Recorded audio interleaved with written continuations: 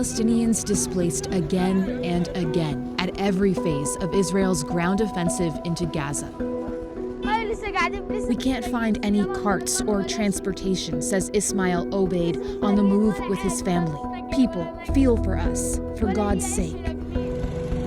The UN says 1.9 million people have been displaced, nearly 80% of Gaza's population. And as Israeli troops now press further into the south, Gaza civilians are being pushed into even smaller areas. People are being moved around by chess pieces. It's cold, it's callous, to be honest, it's calculating. Israel says it's for their safety. We will operate in maximum force against Hamas while minimizing harm to the civilian that Hamas places around them as shields. But Palestinians and aid agencies assert there's no safe place for civilians in Gaza. With a population of 2.2 million before the war, Gaza is a small strip of land, just 41 kilometers long, between 6 to 12 kilometers wide. Israel controls its coastline and most of its land borders along with Egypt. A week into the fighting, the Israeli military told 1.1 million people in northern Gaza to go south, past this line, into an area about 30 kilometers long, as it targeted Hamas in the north for the deadly October 7th attacks in Israel. I call on civilians to get out, says Israeli Prime Minister Benjamin Netanyahu, move south.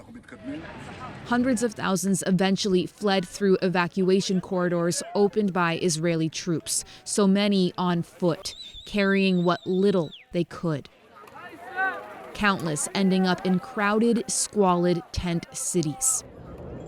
Israel's military said the south would be safer. Still, it's been hit repeatedly throughout the war. Here, the aftermath of an Israeli strike in Han Yunis, the largest city in the south, in mid-October. This was Nasser Hospital in Han Yunis around the same time. The rush to save children injured, hospital officials said, in another Israeli strike. Where do we go, says this man whose family moved from the north. Where exactly should we go? Can you still hear me? Yes, I still hear you. See you. We reached Akram al-Satari, a journalist in Han Yunis. Communications are difficult.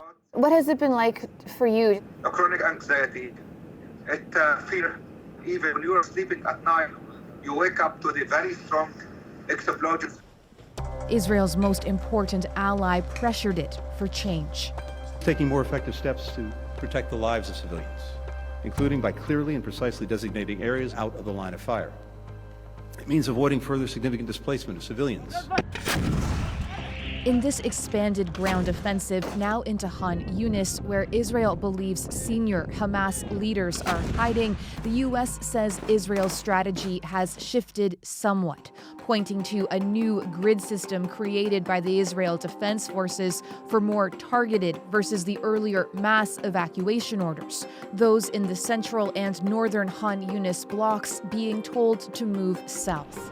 The fighting intensifying. The IDF talked about ramping up attacks in Han Yunis, and I can see your face when I tell you that. UNICEF spokesperson James Elder just left Gaza. What do you think the next few days look like?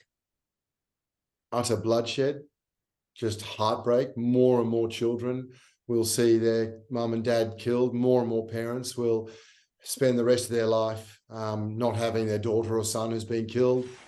Israel blames Hamas, accusing militants of shielding behind civilians. It's also proposed a safe zone here in Al-Mawasi, just 1 kilometer wide, 14 kilometers long. But international organizations say that's nowhere near a serious plan when hundreds of thousands need shelter. We're talking about barren bits of land or street corners or half-empty buildings. They can't get support there. They can't get clean water. Akram says his family has been told to go to Rafah, about 10 kilometers south, up against the Egyptian border.